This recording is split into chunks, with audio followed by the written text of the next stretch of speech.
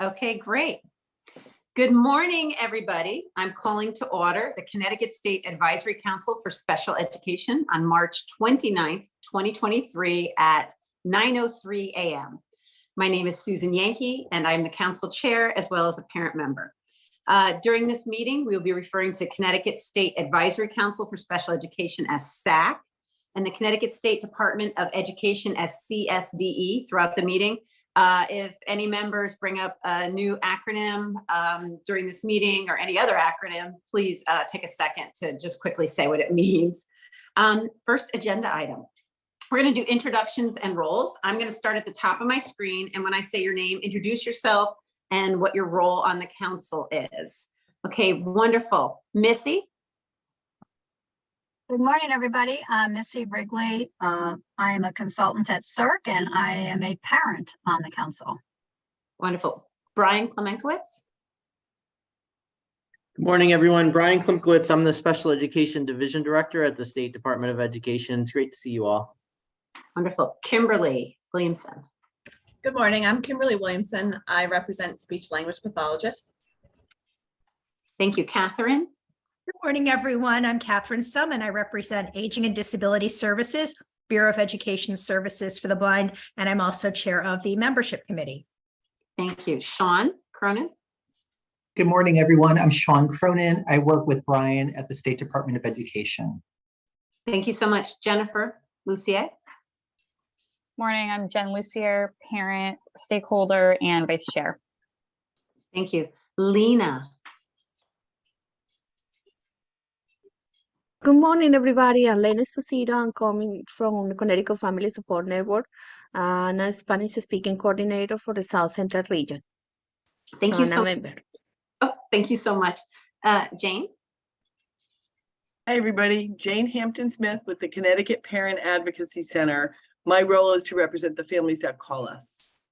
Thank you. Anna?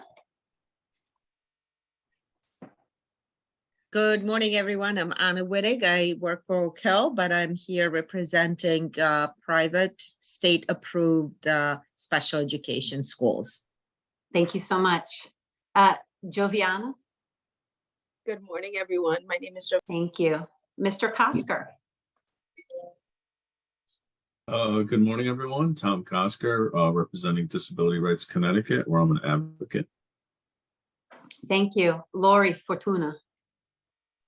Good morning, everyone. I'm Lori Fortuna, and I'm a parent stakeholder.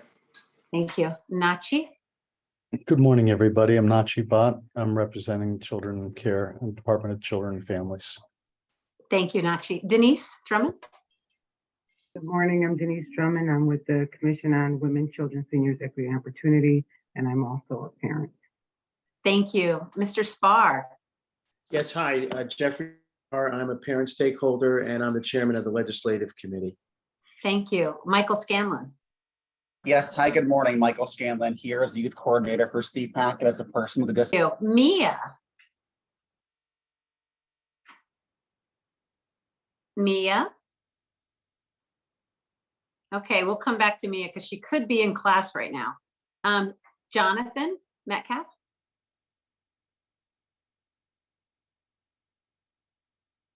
Okay, we'll come back to Jonathan. I see Talarita is what I see on my screen. Hi, Louis Talarita, State Department. Louis. Yep, Louis Talarita, State Department of Education. I serve in the role of the McKinney-Vento State Coordinator for the Education of Homeless Children and Youth Program. Thank you so much, Louis. Brian Smith?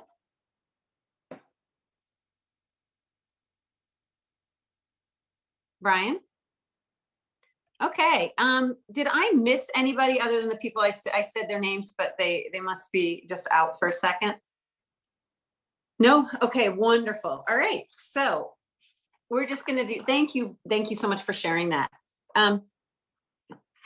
The council's purpose and function. Under the authority of the Connecticut General Statutes, the Connecticut State Department of Education maintains an advisory council for the purpose of providing policy guidance with respect to special education and related services for children and youth with disabilities aged 3 years to 21 years in the state. For more detailed information, please look on the Connecticut State Department of Education website. Now we come to public comment. Is there anybody here for public comment? No public comment at the moment, Susan. Thank you so much. Next, old business, consent agenda. The February 22nd, 2023 SAC Full Council meeting minutes need to be approved. Are there any corrections to the minutes? I have one. Jennifer Lucier should be listed as vice chair. Is there anybody else with a correction to the minutes? Okay, no. Would someone like to make a motion for the approval of the minutes with corrections?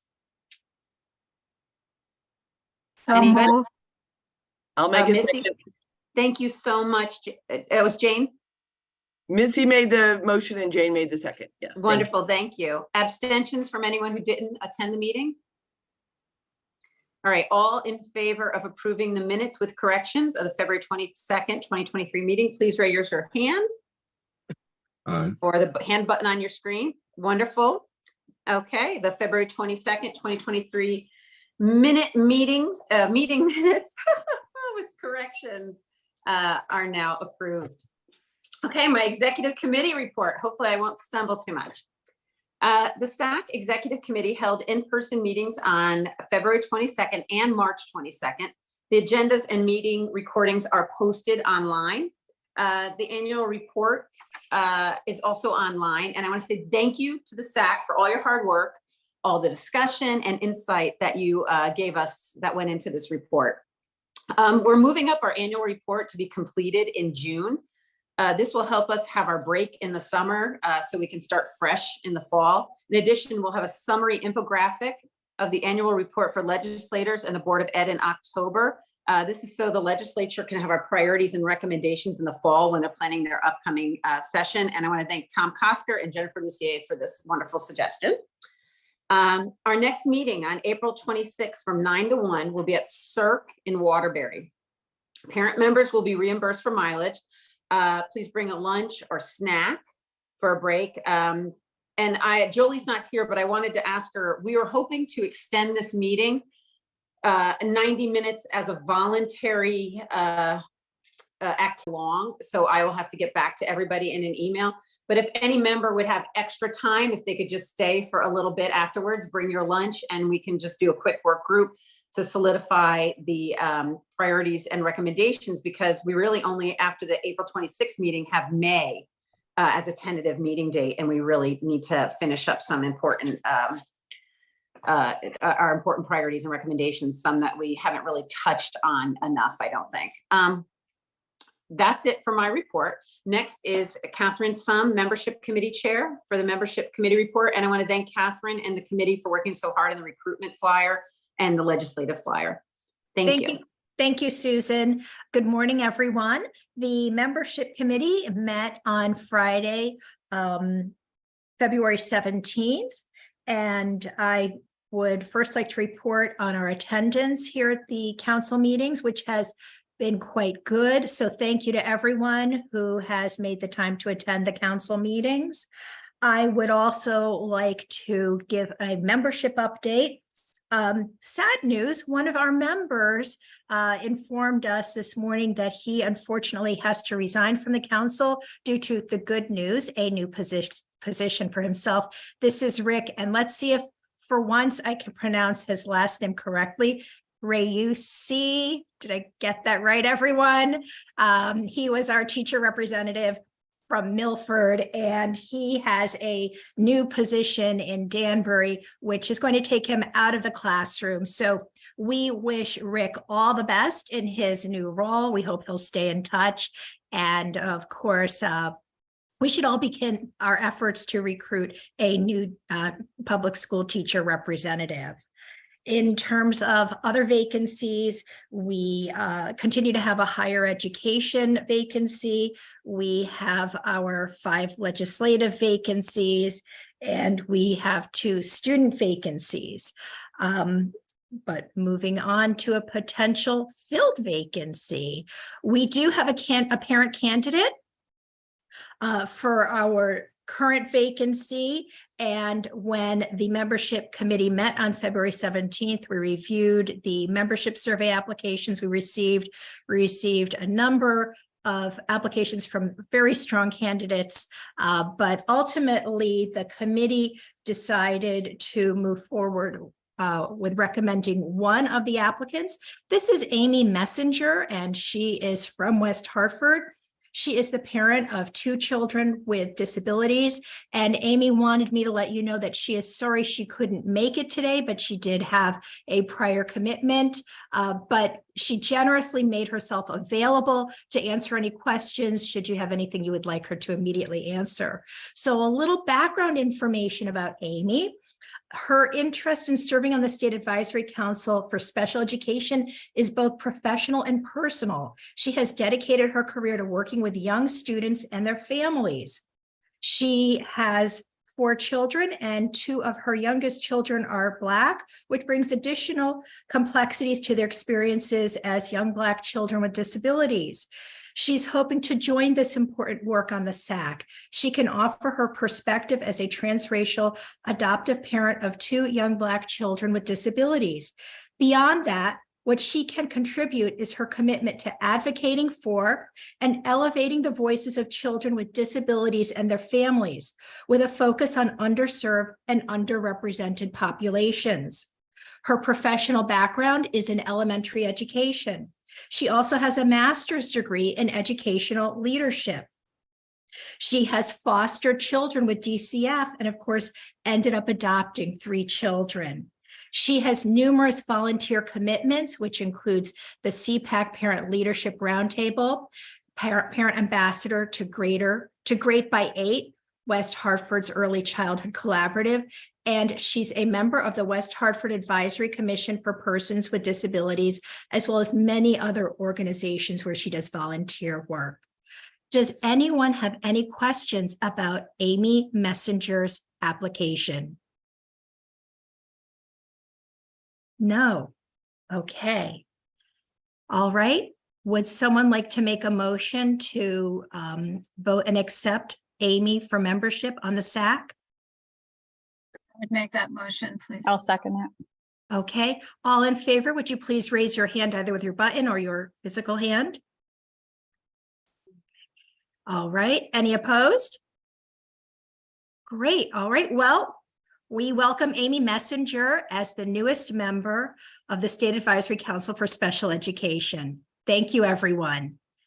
And then, Catherine, sorry to jump in really quick. Thank you so much. We're excited to have the newest member on the SAC. Just for minutes purposes for that vote, it will be an at-large member until officially they're appointed by either the governor or the commissioner. So that will be reflected for the vote. So no need to revote. Just want to state that clarification. thank you, Brian. I appreciate that. Absolutely. Okay, then the final agenda item for membership is the legislative information flyer. I hope you all received that when you received the meeting agenda yesterday. I want to thank the membership committee and, of course, Brian for working so hard on this flyer. We're very committed to informing our legislative representatives on the work that SAC does, and hopefully they will be inspired to attend some of our meetings. So does anyone have any questions about the new legislative information flyer? No. No, I got a quick comment. I don't question, but Yes. I'm super psyched about it, Catherine. This is Tom from Disability Rights Connecticut. Because again, it's been a struggle for us for years to try to get. So I think that's really helpful. Because I think often, and I've been connected with the state legislator a little bit recently on some work I'm doing up there, and have made some good connections with some folks on the education committee. So I think having that flyer for me to, it's one thing to say, hey, this SAC, it's like, yeah. And I forget about it 2 seconds later because I got a million things going on. So it's nice so I can email it to the aides of those folks and I can, kind of correspond with you guys on the committee on who we want to reach out to. But there's, anyway, so I think it's great and I appreciate it. So I think it'll help us kind of move us along a little bit, and hopefully get some folks on board. Thank you, Tom. And what you said, I think, really reflects the mindset of the membership committee as well. We think that there are some legislators who would be interested in learning more about the SAC, and we're hoping that this flyer is going to provide them with some additional inspiration. So thank you. And really, again, thank you to the committee and to Brian. We got this out quickly, and please share it with anyone and everyone you know, as well as the student recruitment flyer that we shared at the last meeting. So that's it for my updates, unless anyone has any additional comments or questions. Catherine, it's Lori Fortuna. How are you today? Great. How are you, Lori? Good. I just wanted to get clarification on the high school teacher that you're looking for. Does he or she need to be in public school as well? I believe so. Okay. Yes, Brian, that is correct. Public school teacher, any grade level. Yeah. Perfect. Great. Yep. Thanks for the clarification. You're welcome. Welcome. And Catherine, I got to jump in and say this too, because we've had troubles getting that position filled, and Rick, filled that position. I know you already gave him kudos, but I wanted to as well.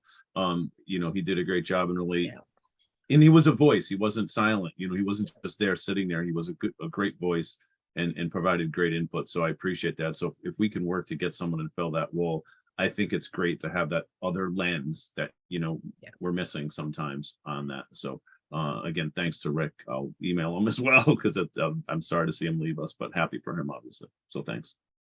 Yeah, thank you, Tom. Thank you for sharing that. I know we are really going to miss Rick. I ask a point of clarification, just as far as the new parent who will be involved. Who made the motion to move forward, and who seconded? I can't see as far as the screen is concerned with the slide up. Missy made it. Okay, thanks, Missy. And who seconded? I did. Okay, Jen, thanks, sorry. Jen. Thank you. You're welcome. Any other questions or comments? Me, Jeff. Hi, Jeff. Hi, Catherine. I also want to echo what Tom said about the flyer. I think it's really important. I think also from the perspective of the legislative committee, if we want to reach out and comment on something, or, contact directly any particular member of a committee, it's nice to be able to have an attachment to say who we are, so we don't have to take up time within the paragraphs of our presentation and just say, they'll look, oh, this is who this person is. So I think I appreciate that. So thank you. Oh, you're welcome. And I'm so glad that the flyer will also serve a purpose for your committee. That's wonderful news. Anything else? No? Well, thank you, everyone. Thank you so much, Catherine. Now we have legislative committee update. Brian, I see that we have Mr. Spar with us. Yes, thank you. First of all, I want to thank Brian for stepping into the breach and saying that he would cover in my absence. I have a commitment today, so I appreciate being taken out of position here, and it's great working with everybody on this committee and in the executive committee. So last on the 15th, the Education Committee, you probably all have heard in the news, the big issue that was going on in the special ed world was whether or not there would be the continuation of the seclusion as an option for administrators or staff to work with a student, not just a special ed student that was having some kind of emotional outburst or needed assistance.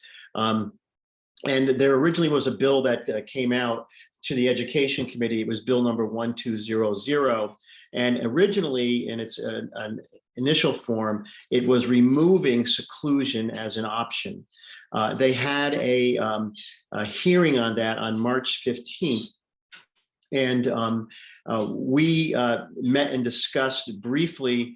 We knew that the legislative committee wasn't going to have a meeting until the 16th, so we would have just missed it. So several of us on the executive committee and some members, I think, of the legislative committee kind of got all on the phone, and we had a really nice round robin discussion of it. And, there's a lot of different points of view and some, pros and cons, and it was a really good discussion. Anyhow, so we thought that what we would do is we'd come up with a letter to the Education Committee, and we drafted one. basically what we were calling for, we thought it was a little bit too early to push the matter into no seclusion right away. And we had thought that we would like to have a task force formed. So we submitted that letter. It doesn't appear online as any of the comments, but it was submitted, and we're going to try to get it submitted for the record on the comments, but it was addressed to the Education Committee. In the meantime, then, as you may have heard in the press, that there was an amendment, a substitute bill, if you will, that came out of the Education Committee, it's now been logged in with the Legislative Commissioner's Office, and that'll be moving forward in the legislative. What I'd like to do at this point is just to highlight some of the particulars of the bill as it now stands. I just went through. So the substitute bill, which is for Bill 1200, and it has a different number, LCO 6134. The significant aspect of it is it returned seclusion within the options that are available. So that is important, and it's under appropriate circumstances, and I'll get to that. Just to set the table, the term seclusion for the purposes of this law is defined as, quote, the involuntary confinement of a student in a room from which the student is physically prevented from leaving. Seclusion does not include a timeout, end quote. You heard the term timeout. Timeout is also something that's come into play here as far as another option. Pursuant to the bill as reframed, the use of seclusion was once more as allowed as, quote, and this is when it can only be used, an emergency intervention to prevent immediate or imminent injury to the student or to others, provided the seclusion is not used for discipline or convenience and is not used as a substitute for a less restrictive alternative. One of the significant changes, however, was that if a student is placed in seclusion, that cannot happen unless the student will be monitored by a school, quote, mental health specialist, end quote. And that term mental health specialist is cross-referenced with another statute. I didn't include it in the report here, but it's available. The importance of that is previously the monitoring had to take place by a school employee of undesignated status. Now it has to be a mental health specialist as defined by law. Another significant development was requiring notification to a parent or a guardian the same day as either the physical restraint, seclusion, or the timeout took place. Previously, there had to be notice within a 24-hour period. This was saying it had to be within the same day. In addition, the administration is to make a, quote, reasonable effort, end quote, to provide this notification, quote, immediately, end quote. So basically, they're supposed to do it as soon as possible, but in no cases less than within the same day. So that's an important thing as well. Thereafter, the administration and the parent are required to communicate about the occurrence either in person, by telephone, or through, quote, an online technology platform, end quote. One of the things was the law had originally talked about there had to be a meeting within 5 days. And sometimes it was all thought, well, maybe the parents don't want to meet, not that they're not interested in the child, but maybe it didn't require a meeting. But then this allows to have it where it could be not necessarily being all dragged into school, because if you have two parents working, or a single parent or a guardian and working, and it might make it difficult. But this way it opened the door to have it through by telephone, in person, or through online. And the meeting must be held within 5 days. That's for seclusion and restraint. The notification significantly also is triggered if there is the timeout. So that was included. However, that's not on a per occurrence basis. That's only if there were 3 timeout episodes or occurrences in the previous 30 days. So that a little bit of a less threshold for the reporting of that. Also, during the meeting that takes place, the law provides that the board is to give the parents or guardian a quote, detailed summary, end quote, of the events that led to the action being taken. And that the law lays out what the detailed summary should include but not be limited to. For example, the names of any witnesses and the reason why the action was taken in the first place. Also, without going into too much of the details, the bill calls for a detailed accounting of all the occurrences, and they're being collecting and analyzing the data on an annual basis. With the law sets out what they want to collect, et cetera. They also want to make sure that you note that if any of these three are being used involving a special education students, that's going to be a subcategory.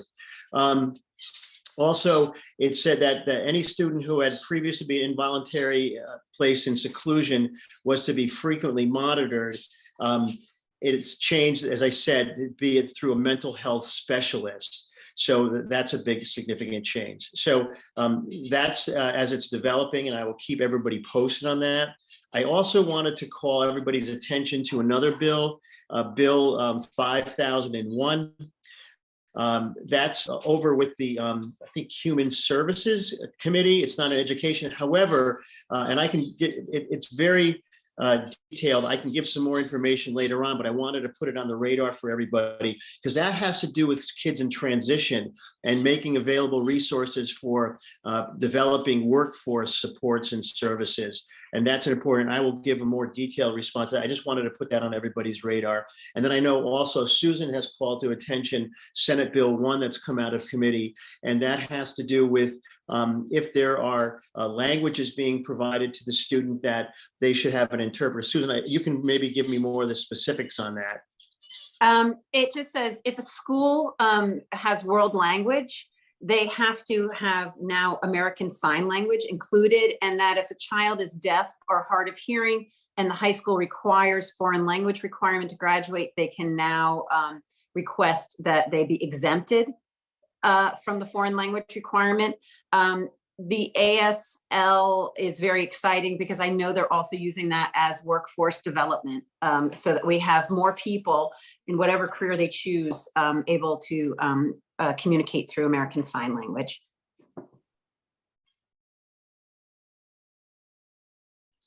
So that's that, and we'll continue to update. I have a quick question, and I think this is to Brian and Jeff. Are we able to share the letter that we wrote to the Education Committee with the full council? Is there any way someone could put that on an action plan? So that, and are they, and is anyone on the SAC able to share that letter with their personal, their representative or their senator? Because we're having a difficult time because we've submitted it twice. We haven't seen it on the written testimony, and I've left a voicemail with the Education Committee and no one's responded to us to see that the SAC's voice has been heard on this issue.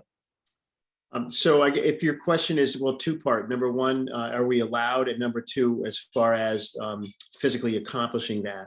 As far as I'm concerned, we submitted it in a public forum, and I don't see any reason why we can't share it with the full committee and why we can't share with it. That's my thought.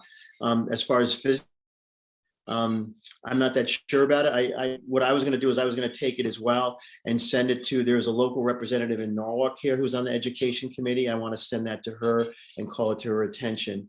I know the interesting thing though is in the interim, we were calling for the creation of a task force. Now they've gone ahead and they've re-included the seclusion. I don't know if it's outdated at this point, but certainly our view should be heard and they should know that we're here. And I like that. And I will do that and I will send it along with the flyer. This goes just to weigh in real quick. So absolutely everyone can have a copy. And I agree with Jeff that it's partially outdated. It's like, running on the treadmill. The bill that you responded to is already different. So I'm not sure how much effort you want to take to make sure that folks have that when you're replying to something that's not even in place now. What Jeff just described was substitute language. So the bill that and by the way, what Jeff described was one section of that bill where there are 10 sections, and there's another really significant special education bill. So it's, we're talking specifically, and Jeff took the time to kind of delineate some information around that, but it's massive. So, the legislative committee, I would suggest, continue to meet, continue to look at things and try to weigh in quickly on some of the adjusted language. But you could absolutely, like Jeff said, once it's submitted publicly, you can utilize that as a reference point or share that with your representatives. I see Tom's hand up, and then if Susan, if it's okay, and with Jeff too, I can provide a little bit of context kind of for some of those other areas in that bill, just because there was an overall discussion with the legislative committee also, Jeff, on some of the other components and trying to come to consensus around the bill as a whole, and then maybe some of the concerns of the language in the bill. And that's the process we use at the state too. We try to say, overall, we're in favor, but, line 465, we have some concerns with because here's the reason why. And that sort of generates this, not just from the State Department, but all stakeholders on this process of the legislation that moves forward. Yeah, Brian's right. I was concentrating on section 6 because that was the one that was on the news. So I have no problem. I haven't had some time constraints, and I apologize for that. So no, you're doing an amazing amazing job. Yeah, the whole committee's doing an amazing job with the timing. And we have a meeting tomorrow. It says tentative hold, but I believe we're having that. I would recommend, yes. Yeah, so and Brian, if you could send me the bill, any of the bill that you said need the attention, if you could send it today so we can take a look at it prior to the meeting, so we can have a good conversation. That'd be great. Yeah, I'll make sure everyone has the substitute language, which is underlined, that just came out this week. Okay, Thank super. you. Yeah, Thanks so much. Thank you. And Tom had a question, I think. Yeah, just a couple of comments. So, I was fortunate enough to be up at the Capitol on the 15th, whenever that was. It feels like months ago, 2 weeks ago, I guess. So I'll speak to a couple of things. This process is just unbelievable. As I've learned about the legislative process, but a lot of those, like 6883, I was there actually providing oral testimony on 6883 on one little piece, to Brian's point, right? It's a 30-page document with like a bazillion sections. And I commented on, 4 lines, 2 sentences in the middle of it somewhere. So it's almost impossible for us to agree with everything in a bill because of these giant, I've heard them called aircraft carrier bills. I call it like the kitchen sink bill, like everything's in it. And actually the 6883, and I think maybe there's a couple that are being lumped into 5001. So now 5001 is becoming this giant behemoth that will pass. I mean, it's kind of destined to pass because there's just a million people behind it.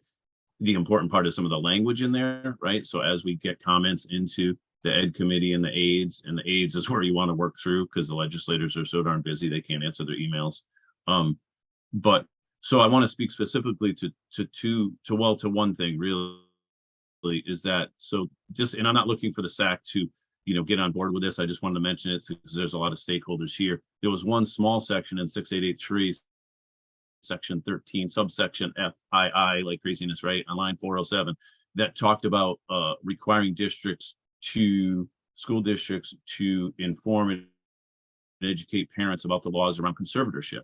And we provided written and oral testimony on that to broaden that.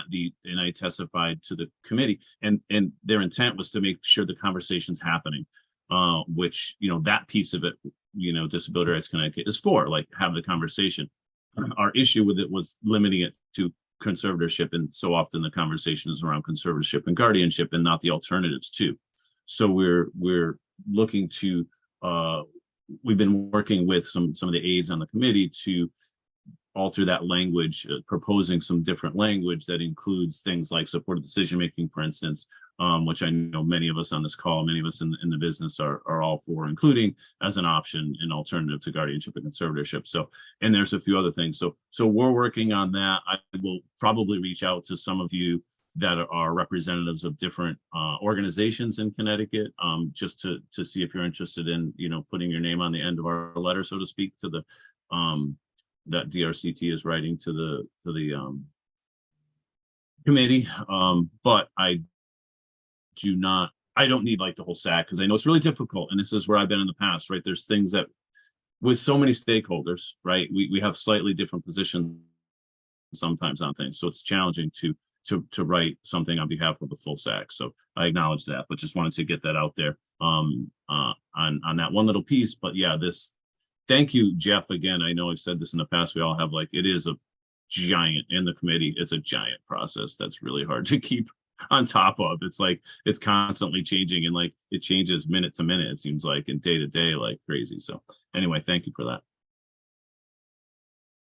Just to comment on that 5001, again, that is a massive one. It talks all about kind of like workforce, et cetera, and developing and creating. And then they have little caveats in there. We're going to do it as long as there's funding for it, and that's right in the bill. And then also one of the ambitious goals that they have in the 5001 is to basically significantly reduce the autism waiver list. They wanted to get an accounting also. At least there's a start on that. I know I will tell you that my son has been on the autism waiver list since 2013. And when I've tried to inquire of the state, where is he on the list? I get we can't tell you. Like, what? Just tell, you don't have to tell me when he's going to get it. I understand it's a process, but just tell me where he is. I mean, is he can he see the front of the line from where he is, but you don't even get that. But at least within the bill, they're going to require that there be an accounting of how many are on it, how many have been moved off it, et cetera, like that. The only thing I would say was, I remember back when I was first taking over the legislative committee back in 2021,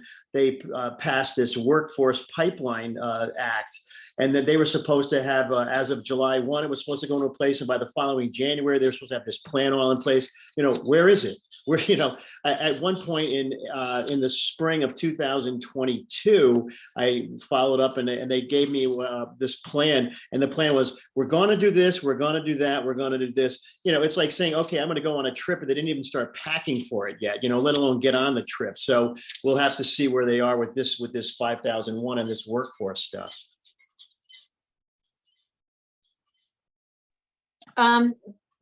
Jeff or Brian, were we able to get a member of the SAC included on the special education task force? Because I know that was something that the Board of Ed suggested. It's in the language now. Ooh, good job. So it was in the substitute bill, it was included. Thank you so much for that. That's wonderful. Yeah. That will really help us have a voice, because we do have so many different stakeholders. We have a really important and varied voice. I keep saying we're one-stop shopping for the legislators. And as soon as we get legislators on the SAC, I believe we will also have more information, quicker information, and a stronger voice as well, because we do such good work. It's an automatic response from us. If we see the word task force, we look for the advisory council and then advise it. So that's there's been great work from the legislative committee on that. So there's a lot to discuss. Special education really, it's great to see the amount of time and focus and attention on special education. There's a lot of folks, that are advocating for and want to improve the experiences of our special education population. So in that sense, this is great work. It's causing great discussions, as Tom said, and Jeff mentioned. It's difficult to kind of come to consensus on some of these topics, but nonetheless, those discussions are really critical and important in moving us forward for improvements for kids. I know we have Tom Boudreau on deck for the IDA grant presentation, but Susan, just to share out very, very briefly the other sections, just to give you some topics of what the legislative committee is looking at.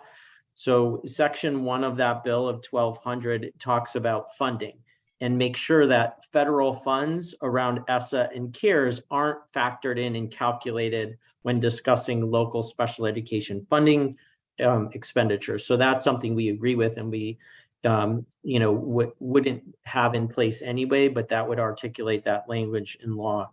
Around remote learning and IEPs, guidance came out from the state that said, a planning and placement team or a Section 504 plan can determine that for that particular student, remote learning is required and access to that dual instruction capacity. So that is in there for section 2.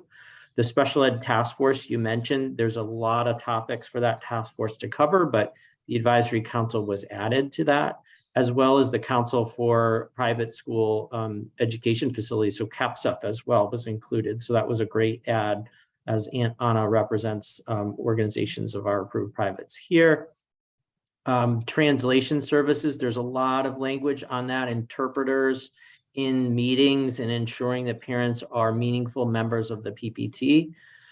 Charter school enrollment, prohibiting any factors related to disability in their enrollment process, which would be considered discriminatory. And Jeff really did a great thorough job, discussing the restraint and seclusion. And just to mention, exclusionary timeouts are defined in Connecticut. This substitute language calls for a removal of the exclusionary timeout term and terms it timeout. And there's a new definition for that. And as Jeff articulated, reporting requirements around timeout, and then the removal of seclusion was put back in under emergency circumstances. But there were also a couple of other removals and adjustments in there as well. Due process hearing documents, that's another area where there's language in there where our complaints would be posted publicly, that are formal complaints that are submitted and filed on behalf of the districts. And then employees that participate in 504 meetings are prohibited from being disciplined by their employer for their input in 504 meetings. So the other bill is quite extensive as well for concerning students with developmental disabilities. That's the 6883. I won't go through all of those sections, but again, there are some significant changes in there, including for students' exit criteria and eligibility under the IDEA. We know we had changes recently where that would happen. A student would reach maximum age of eligibility on their 22nd birthday unless they receive their regular high school diploma. Now there's language in there that would extend that through the end of the school year the student turned 22. So if you remember before the AR decision, our students, when they turned 21, if they turned 21 the day after school started, they would have a whole nother year of supports and protections under the IDA. The same would be true in this case now for students that are 22.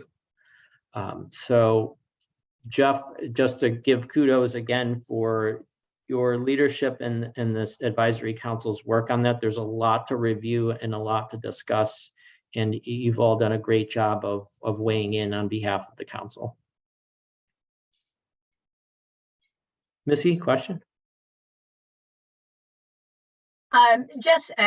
Well, because the 6883 is so much about transition, it really struck with me. But yes, it is something that I'm very interested to know if it's going to be proceeding and what's going to happen with that. I think there's a lot of really sorry to cut you off interesting there. things in it. I haven't seen substitute language on that bill yet. I don't think it was on the Ed Committee's first agenda item, but we're keeping our eyes peeled for that. One of the pieces that they talked about was having a transition coordinator for each district, which I think is a tremendous idea, and they should have that. But then they stated that it could be the pupil personnel director, and that just kind of flushes it down the toilet, because a pupil personnel director doesn't have time to also be a transition coordinator, and so there's just some concerns there. But the overall piece and concern about providing transition services, I've been waiting a long time to hear some conversation about that, so it's a good thing. Definitely important for the advisory council to weigh in on those aspects of that bill for sure. Missy, we are meeting tomorrow at 11 a.m. if you would like to join us and give us any wonderful input on transition. I think, 11 to 12. So no pressure, not to put Missy on the pressure. spot, but even though that's true, that's a good point, Susan, is that any member of the council can attend those meetings, even if they're not like officially appointed to those committees. They are open to the public and to And the, yeah, and to right, the and council. we appreciate any input. We really appreciate it. Brian, do you want to move on to dispute resolution? Because I don't believe we have a report because there was not a Yeah, committee. I don't have an update on the dispute resolution unless, again, not to put Jane and or Joviana on the spot, but the BSE Bureau of Special Education call center pilot is moving forward nicely. We continue to work through a little bit of technology with, ensuring that our systems and supports are in place, but our BSE call center consultants have been involved in responding to actual calls. We haven't publicly displayed the new number or put out marketing information yet as we continue to work through the processes, but we're getting closer and closer. So we've been meeting on a weekly basis to discuss and to talk about anything from technology through specifics around ensuring that parents' inquiries and calls and concerns are addressed in a timely manner. So that's the dispute resolution update, and we should put it probably between now and our April meeting. We'll have a dispute resolution ad hoc meeting on the books. Wonderful. I guess then we were moving on to new business. I would like to Susan? turn the floor. Yeah. Can I interrupt you? Yes, This is please. Jane. There are two folks with hands up that maybe you can't see, right? Oh, no, I cannot see. Lori Fortuna and Brian Smith. Thanks, Jane. You want me? I'll go first. So it's Lori. Hi, Lori. I'm curious with the legislation, does this actually also cover private schools as well? Which part of the legislation? Well, in other words, anything that goes forth, does that automatically cover private schools as well as public, if a student is outplaced? Or how Not does that? automatically. Yeah, not automatically, but some aspects do for sure. How do we know? How do we find all that out? Well, I just want to make sure we don't like paint a broad brush over it. And Yeah, like in understand. some circumstances, because Anna's on the legislative committee, part of our feedback is to ensure some of the language incorporates approved private special education programs. Mhm. But for example, a lot of the funding, it doesn't apply to our approved private special education. The restraint and seclusion and timeout laws would absolutely apply to. So it just depends on which aspect of the language. And but it's a great question, and we're always looking at it. And I know Anna, on behalf of CAPSF, is looking at it through that lens whenever legislation comes up. Thank you for saying that, Lori. My pleasure. And Jane? Do you have any, who else? Jane, who else was it? 'Cause I can't- It was me, Brian Smith. Oh, thank you, Brian. Brian K. Just a quick question with the 6883 proposed bill legislation with respect to going back to the prior methodology of students exiting school, but just on a completing the 22nd year of school versus the 21st year. Would it still, is the way it written, because I haven't had an opportunity to dive into that bill. Is it written as such that July 1st would be the trigger? Yes. Or is it the start of the school year? It's through June 30 of the 22nd year. Okay.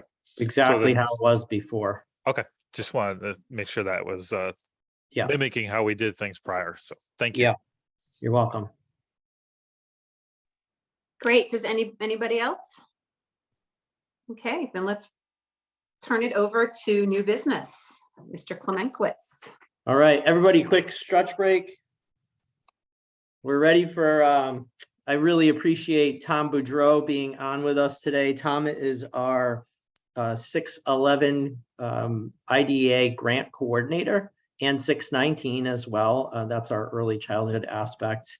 And Tom has other responsibilities within the Bureau as well. But I think most of you have had a chance to speak with Tom and to hear his presentations previously. But for those of you that don't, I'll let Tom introduce himself in just a minute. But one of our important responsibilities is to share our application for federal grant monies the IDA Part B grant and the FY 2023 grant is upon us. And Tom's going to share some information and details with you on that. And then we'll have time to answer questions as well. Tom, appreciate you being on, and we really appreciate your expertise. Hey, good morning, everybody. Thanks for the introduction, Brian. Yes, I'm the IDEA Fiscal Manager with the Bureau of Special Education. I've been in this role just about 7 years. And some of you have heard my presentation before, some of you may not have. Can you guys see the slides? Making sure, a little nod from somebody. Yes. Yep. Basically, what we were just talking about is where I started with this kind of slide. Sometimes, you know, you don't drown by falling in the water, you drown by staying there. And talking about all the kind of, sometimes we're kind of drowning in paperwork and all these other pieces. But the good news is that with IDEA and what we want to do with you today is share and go beyond some of those pieces of just the paperwork side and talk about some of the incidentals. And that's part of the reason why we do this, as Brian said, so that we can get your input in relationship to the IDEA state application. We both have elements in relationship to that we'll be going over. So to get started, and whenever I'm with a group of people, I like to say that the purpose of the IDEA grant, the reason why it is there, is to assist with the excess costs of providing special education related services to children with disabilities. That's the reason why the IDEA is in place. And so as we get going, we actually have our own state application that we apply for in relationship to the federal grant. And it's Part B, Section 611, as Brian said, that's ages 3 to 21, while there's Section 619, which is ages 3 to 5-year-olds. And basically, we have to do our own state application that we present into Washington, D.C. in May. And basically, we submit this application to OSEP, and it's a 27-month grant cycle. And eligible LEAs then apply to us for subgrantee funding. And so when you hear that in the schools, that they've got their subgrantee application coming along, that's what they're doing in relationship to the resources that are delivered to us. Basically, the application has several sections. There's 5 sections of where there's an assurance section, there's the description of funds, there's state laws that are above and beyond IDEA, there's the state's maintenance of fiscal support, basically what we're putting in and making available for students with disabilities, a calculation for significant disproportionality if there are any changes in relationship to that. We've not made any this year. And then there's a new form called the General Education Provision Act requirement. It's been updated. It's always been part of the application, but there are some new questions, and I do bring that to your attention. So in general, to know, the maximum amount a state may receive is based on a federal formula. It's calculated by the federal government, and it's throughout the state, throughout the states, get their elements. And there's an established base rate, and then it's adjusted by the census and level of poverty of the state.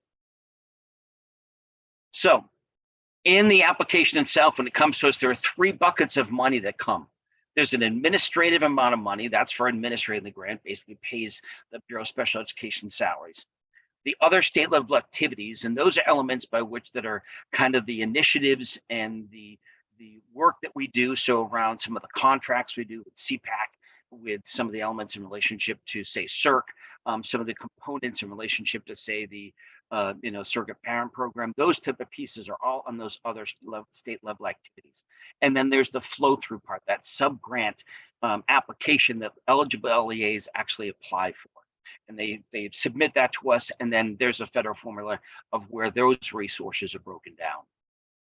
So in general, there's a 60-day public inspection period. We've posted this already on the CSD website. On March 23rd, it goes 60 days. We did send print copies for people who don't have access to the website, for those individuals who can have it at basically the RESCs over to CPAC and to CERC, so that if a family member or someone wants to come and look at it, they can have that piece of paper to look at. And then we have a specific 30-day comment period by which the individuals can comment in relationship to it. And then we take that into account. We're going to have 2 public hearings in relationship to that, live and in person, at both CERC and at NEAT at different times of different days. So The preliminary award of FFY 23 is actually the FFY 22 amounts. We've not get the final amount yet from the federal government. You know, it'll be interesting to see with this current Congress where this all ends up. In general, there should be an increase comparatively to other years. But again, there's, you know, trying to figure out this Congress might be a challenge. So in general, they're letting us use the FFY 20 final award amounts that I'll be going through as our projected elements. And so I'd imagine this number to be going up overall. So just for your edification. So the grant award was $150 million of FFY 22. Basically, the flow through to the LEAs is 131 million and change. Those in relationship to the set aside piece is 15 million and change. And there are two required pieces in relationship to this around from monitoring, enforcement, and complaint investigation, as well implementation and establishment of your mediation process.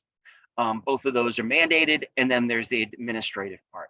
I broke it down a little easier to see in relationship to kind of the bulks of the money overall. So there's 3.5 an administrative piece, just over 15 for other state activities, and flow through is the majority of the funds from the IDEA grant, just about over 88% of the grant.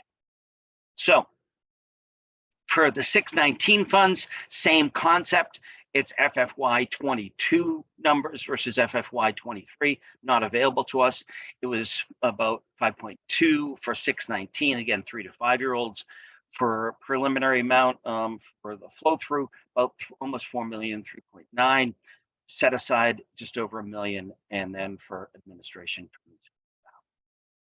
Similarly, the breakdown for admin for people to see it kind of in a graphic form, the majority of the funds going to the LEAs through the flow through. So the application itself has a submission part of the section 1 and section 2, and these are assurances by which that we can state as a to the federal government that we as a state are abiding by IDEA and our related policies and procedures in place. And these are reviewed and then signed off by the commissioner of the state. Section 3 is an interactive spreadsheet. Again, we're using the preliminary FFY 22 numbers for the FFY 23 right now. That's what's posted. In particular, it goes through and gives some description for these pieces, and it breaks down the funds overall for the 619 award in general. I emphasize down here some of the components in relationship to those required activities that I mentioned before around monitoring and enforcement and complaint investigation and the mediation process. And then the big ticket dollar for us right now is around supporting for direct services around technical assistant around the CT-SEDS project in relationship to about $2 million that we're putting together for that around the IEP, new IEP process. So that's been a bulk of a lot of our resources right now is to try to get that up into place. Section 4 is basically this element that goes beyond IDEA. We have, you know, our own section, certainly in section 10 of the regulations in Connecticut. Some of the examples here around the transition and training, planning for students now, it's 14 years old, was a law that we put in since last year's application, as well components around the technical high schools and those type of pieces. And so these have, again, those laws have been additional to beyond IDEA. Section 5 is on maintenance of state financial support. And we usually don't have this number until later in the year, but it's the good news is we're able to get it this time to be able to present here. Basically for last year, FY 22, we spent 955 million available funds for students with disabilities, as in compared to 2021, it was $901 million. And what we have to show is that every year that we're basically spending the same, if not more, in relationship to availability for students with disabilities and doing our support in relationship to the components. Because again, the purpose of the grant are those excess costs of providing specialized instruction related services. And so we're showing our share in relationship to them. This is the significant proportionality piece that I mentioned before.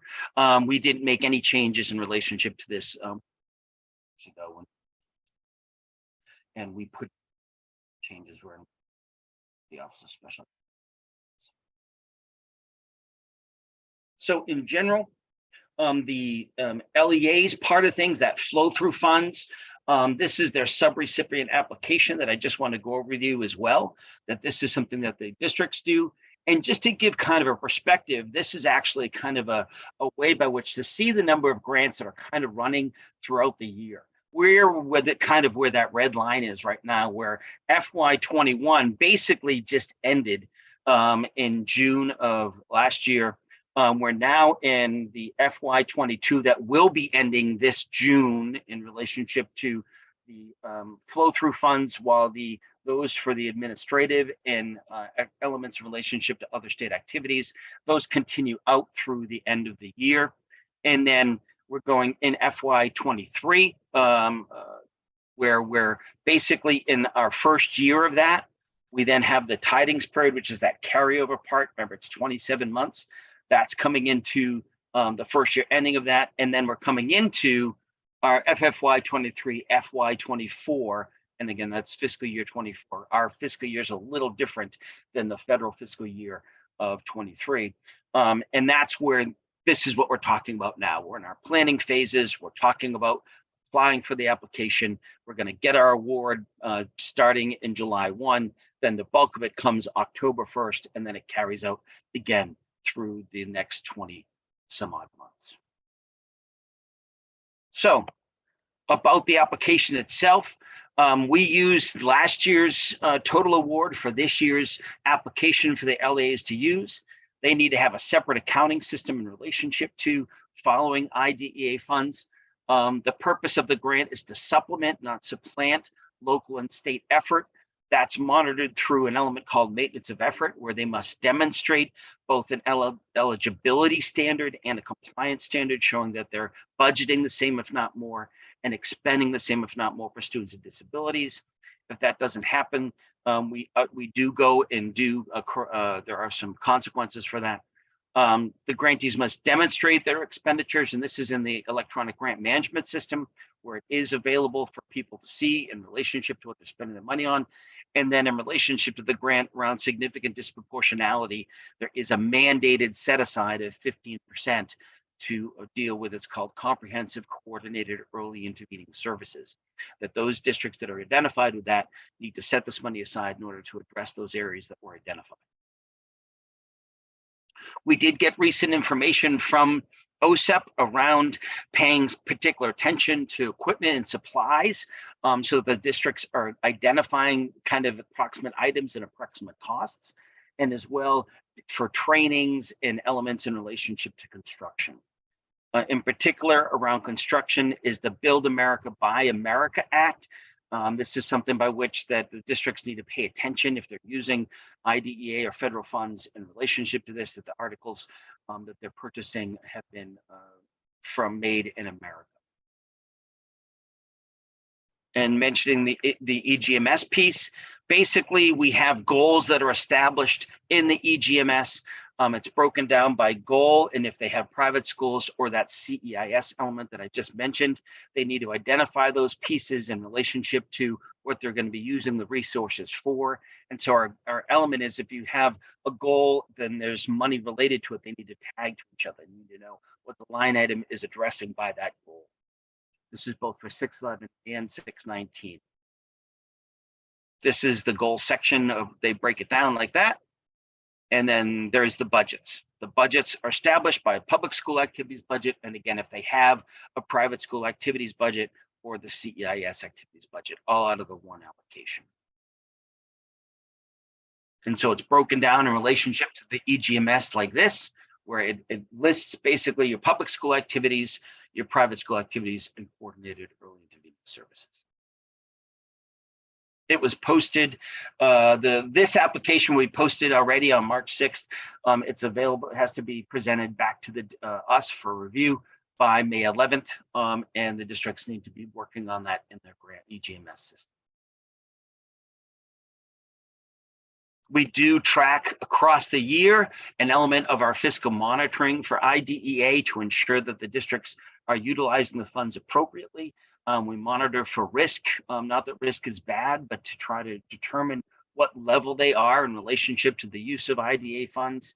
There is a risk rubric by which that we look at risk factors that we look at for the entire year from January 1st all the way through December. Because the grant is 2 years, we do have a running risk factor that goes from 1 year into the next, so that we pay attention to make sure if there were things that you were supposed to be working on last year, are you going to work on this year? Those type of elements. We go through again, there's non-active all the way to high. In high active, there is elements that we may have to do site visits or be able to look at particular information. And so we have kind of within the moderate and high end of things, components by which they're staging. So stage 1 is more for mild, moderate issues of last year that they may have addressed. Moderate active is more this year, what's happening in relationship to them. And high active, was there immediate actions need to be taken versus is there a high risk 2 would be this, we need to go in right away. So we wouldn't even wait until the end of December to get involved. And so those districts who've been identified in the moderate and high end of things have already been contacted. They communicate with me and they fill out paperwork by which that we can determine that they're utilizing their funds properly. And we then can give them the level of engagement they need. They need specific supports in specific areas. I have a fiscal conversation time that I've set aside weekly as a way by which for the districts to come out and reach out to me so we can look at some of their incidentals and talk about any challenges that they're running into. So the last part, speaking of challenges are what make life interesting. Overcoming them is what makes life meaningful. And that's the purpose of us being here, is to talk about elements by which that IDEA certainly can help us be able to take on these challenges and make some progress moving. So are there any other questions or concerns for me? Lori, I do see that your hand is still up. Is that for me or for somebody? Is that from before?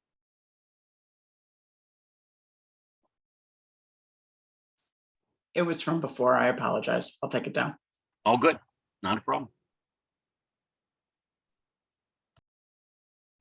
Well, Tom, anytime thank you so you have much. any questions, I'm sorry, I was going to say, anytime you have any questions or concerns, certainly route it through Brian or get in touch with me directly. This is, to give you the information that we're going to be presenting to, the components of and I do have to apologize because I'm now thinking that this is the non-revised version. There is a new form, the GEPA form that I mentioned. And I actually broke down some of those questions. There's 4 questions now that we have to answer. And so in those questions in the application, Brian did a great job in relationship to, it's about equity in those elements. And the state of Connecticut is, really on top of that topic, one of the states that are leading some of those conversations. So I do apologize that slide did not make it into this version. I did forward that, but unfortunately this was the one that came. Yeah, we'll make sure to include that. I think in the ones that we send out to all the members. But Tom, thanks for your expertise and reviewing the process. It's a very involved process and one with some very strict timelines, and you do an awesome job overseeing and monitoring those aspects. One thing for the council to think about is how the use of those state level funds are aligned with our general monitoring and supervision activities, as well as our technical assistance and training. So we've had breakout sessions before where we've received input from the advisory council on our activities that help support some of those efforts. So that's a real direct connection for the advisory council. And believe it or not, we're already in preparation for next year's supports and technical assistance and training for our districts and parents. So there's a lot of agreements that are in place with our partners and some of our vendors, as Tom mentioned. So in my slides, I do have a couple of just points to highlight some of those work aspects of the work and the programming that is available across the state. And our priorities, Tom, for the SAC, really are visible in this grant. So we'll continue to work and make sure there's alignment there and that it helps to inform new processes and new practices for us as a state. Great. Excuse me, Jane Brian, has I a- have one yeah, Jane, go thanks, ahead, Jeff. Susan. I have a quick question for Tom. Tom, when you were talking about the fiscal monitoring for risk and levels of engagement, can you tell us what some of those factors are that are considered in that? Sure. I mean, we're part of there's a fiscal review team as part of our differentiated monitoring. So we sit right in with our team as we do that, so that any elements in relationship to, say, we have sample monitoring. So around, say, components of determinations that say districts are out of compliance. Are they not using IDA funds properly in order to not meet these needs? What's going on there? How is there a disconnect there? We look at as well, to be candid, you know, we only have so many windows of opportunity. So the IDEA grant is one of them, so that if there are sections of the application that are wrong, that I have to continue to ask to be corrected, they're not responding in a timely manner. They're kind of, you know, so there's many times that you have to go back and forth. I mean, I send out the examples and then they send the example as the section of the application. Well, that doesn't make sense, right? Why are you doing that? Those type of things. So it makes me, you know, you're not paying attention to that. If you're not paying attention to this, what else aren't you paying attention to? We look within the grant itself. There's a fiscal self-assessment that the district looks at it. And to be candid, one of the factors is how much money you're getting. Because if you have a lot of money and you make a mistake, there's a greater impact than if you only have a little bit of money making a mistake. We look at as well components of, say, turnover. How new is your business manager? How new is your director? Someone who's brand new with a new team is going to be at higher risk than someone who's been around 5 years, 8 years, who've done this for a while. So those are all variables that we bring in and that we keep calculating. And as I said before, we then take issues that would have been the year before, and we do that, we carry it into the next year. Were you having challenges for this? You're still having challenges. What's going on? You're not able to calculate MOE properly. Well, maybe you need a training on MOE, you know, those type of things as a way by which to ensure. And the last thing that we really pay attention to, and which is a challenge overall right now, is that they're ensuring that they're liquidating their funds. We don't want to be leaving money on the table when we're hearing how difficult it is and everybody needs, you know, resources, and then we have to return hundreds of thousands of dollars to the federal government. So who was not the good steward there? How are we looking at? And so those are the things by which that I try to, as much as possible, keep the districts on top of, and as well to show I'm here to talk to you. Let's get this fixed so that next year's review, you won't be in high or moderate. You're going back down into the non-active. Thank you. That's great. Sure. Appreciate that. And just to reiterate, Tom, those points that you make are to assist us, like how much level of engagement is needed. Us determine that. So as Tom said, we have a team that looks at that process because we want to make sure districts and teams feel supported and knowledgeable and have the right resources they need to be able to make those accurate, you know, decisions and to fulfill their obligations. So it's really, you know, Tom's design is really excellent and is, you know, really a model. And we also have the opportunity to collaborate with other states on these processes. So we really value those technical assistance centers like Cypher that we tap into on a regular basis. Yeah, and we've been fortunate that we've kind of been, I was hired basically just for that, those centers started opening. So we've been really in lockstep with them a lot, and we've used them and they've used us to support other states, which is nice. I found, certainly I wanted to just share real quick about that GEPAR form. This is the elements in relationship to the 4 questions that we had to answer. Describe how your entity's existing mission and policies or commitments ensure equitable access. Based on your proposed project activities, are there barriers? What barriers have been identified and what steps are you doing to address them? And do you have a timeline? And again, I broke them down, but there's too much to kind of even review in relationship to this, where, I mean, Brian did an amazing job and we have all this stuff that we as a state are doing. There's not time to go through it all, but it is in the application itself, again, posted. it's well worth your time, perhaps looking at this. Again, this is elements by which that we're going to be asking the districts next year to answer these questions as well, so that the district is in line with the use of their funds. And again, as I'm showing, there's just pages and pages that we're able to get out there. And so almost too much by which to review. But to the extent that we as a state are one of the ones in the forefront of addressing equity overall and ensuring that the use of these funds is being used, in a proper way. We do have in the grant only part of their goals on the right-hand side. Are there any challenges or barriers the districts are running into to address this very thing? But next year's application will actually ask these 4 questions on each district, and we'll see.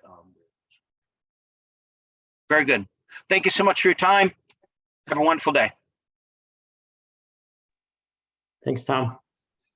Wonderful. Thank you so much. Next is our roundtable. We just have I believe we have about 12 minutes for it. So this is for agency and parent updates. Raise your hand or your screen hand to share if you have any updates from your stakeholders, positive aspects of student programming, and this also includes unmet needs.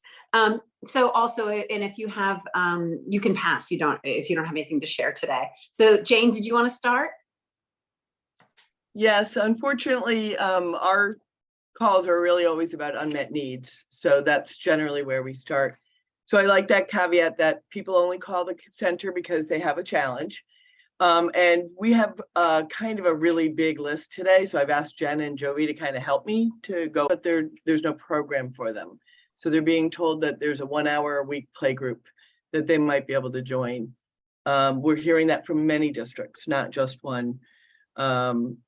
Discipline is all throughout all the calls we're getting, including the early years as well, despite the law for kids not being out of school under grade 2. We are hearing more and more about kids being out of school. I personally have done several situations that have escalated to me about kids in expulsion not receiving services during their period of expulsion. Eligibility meetings. This is a very discrete issue, but it has come up repeatedly where the team is not doing a deep dive. They might do a deep eval, but they're looking at surface scores and not going deep into subtests, and kids are not being made eligible. That's, like I said, smaller than the other ones that we're seeing, but starting to show up more. And I'd say one of the biggest things that's overarching is kids are not feeling safe in school. The number of families calling saying they don't feel their child's safe in school is really quite concerning. So I'm going to stop there because I think that's enough, but I know Jovi and Jen have more to add. Thank you. And quick though, Jane, can you just give a little bit more information on what do they mean by not safe in school? Well, it's a very diverse sense of needs. So one student was put in the wrong car as a 3-year-old pickup, so that parent doesn't feel the child is safe. Kids that are accessing drugs in school, and it's been identified and it's not been able to be stopped. Kids are having trouble in the bathroom with a lot of sex in the bathroom, drugs in the bathroom, and there's just a lot of fighting in schools that are making kids feel unsafe. Now, recognize we talk to parents of kids with disabilities, and a lot of these children are kids with anxiety or have other mental health needs. So some of these situations are more problematic for them. So those are some examples, but they're not extensive. It's really unique to each kid. And there's a lot of students out of school for this reason. Thanks. Thank you so much. Jen or Jovi? Yeah, Jen. Yeah, I'll copy on that the unsafe piece for myself for the calls I've been getting, and actually several of us have been getting a lot of calls about it. Restraint and seclusion. That is another reason that parents are not feeling like their kids are safe at school. What's been alarming to me is all of the cases that I've come into contact with just in the last 2 weeks have been preschool, kindergarten, first, second grade students, all being restrained and secluded to a pretty good degree, but with no FBAs being done. or the functional behavioral assessment that was last done was 2 years ago in a different school. So we're just seeing a pattern of needs not being met at the basic level, and ending up with kids being restrained and secluded, possibly unnecessarily. A lot of the reports that I've been reading actually have very vague descriptors in it, where it's really hard to tell if there really was imminent or immediate danger, because what parents are reporting doesn't sound like it is, an emergency situation. And also the same pattern, discipline, suspension, expulsion, kids in kindergarten, preschool being suspended out of school, even though the law says that you're not supposed to. And it's the same thing, behavioral needs not being met, and students ending up in outplacement as a result after being restrained and secluded for months.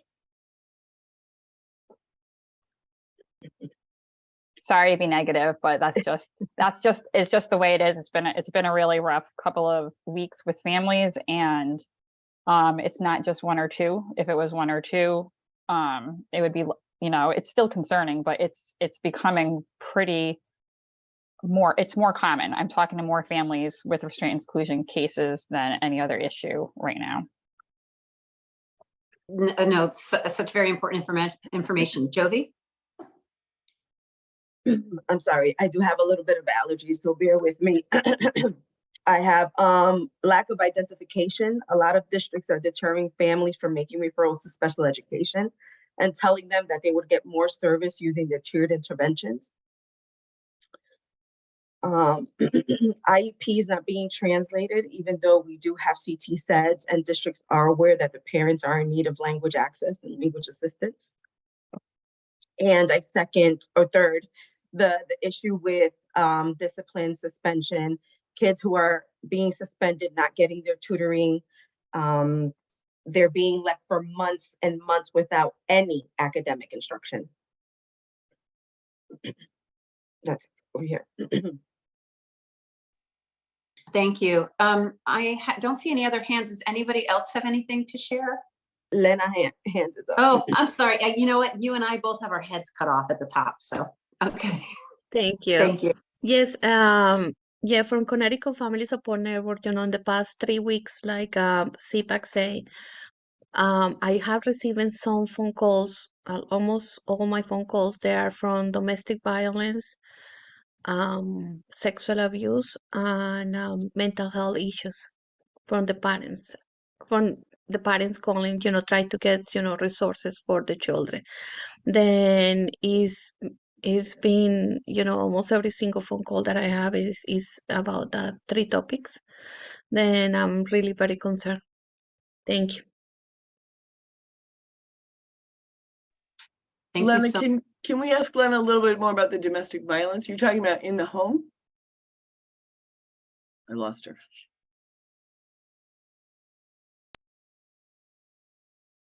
Sorry, Jen, are you asking? I was asking, you're talking about domestic violence in the home? You're getting calls about that? Yes. Okay, thank you. Yeah, from the parents to husbands to the children, and the other ones, the children to the parents. Thank you. Mhm. Thank you. Anybody else?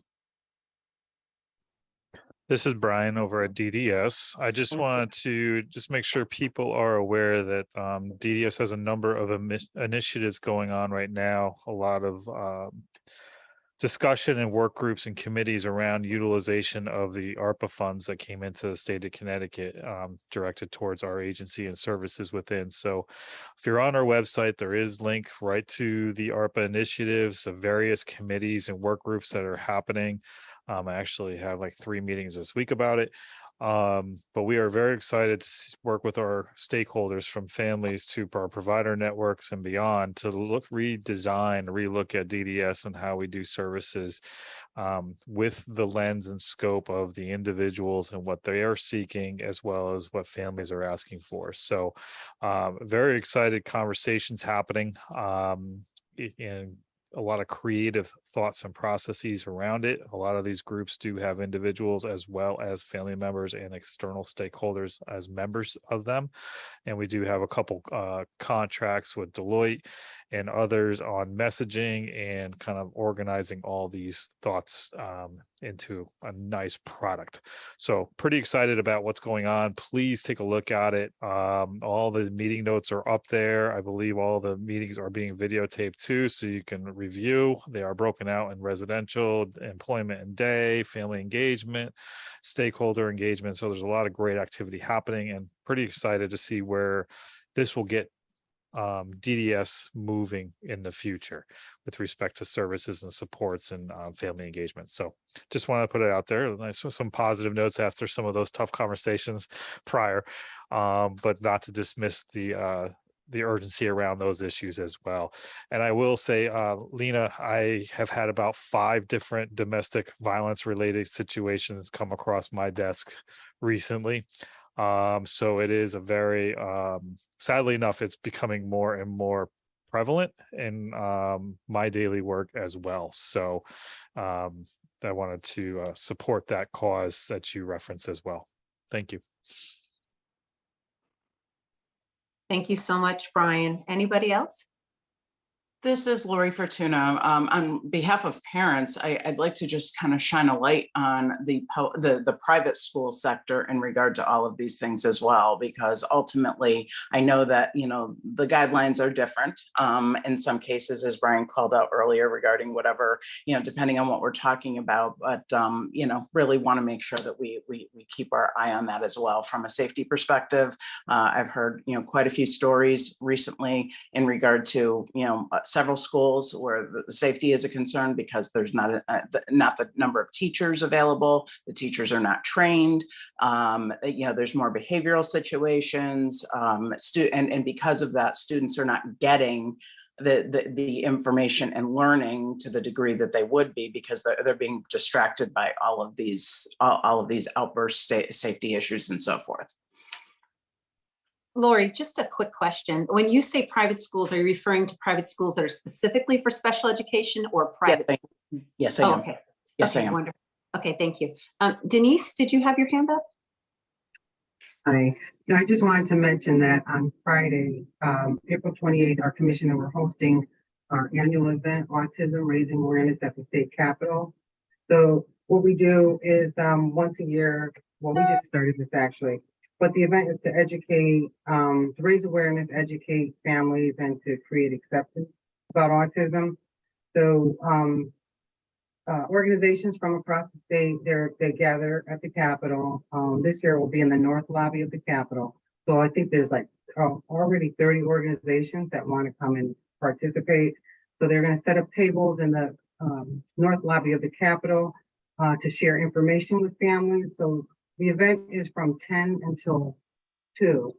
From 10 until 12, and room 310 will have the speakers portion of the program where we're going to have, you know, parents that are raising children on the autism spectrum. They're going to share some of their challenges and struggles, their successes. And then we have folks that are autistic that are going to talk about their challenges and struggles.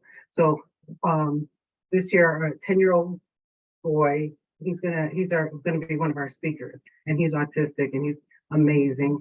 And then what else is going to happen there? Legislators will be there. We have doctors, we have an author. So there's several speakers that are going to speak to the families.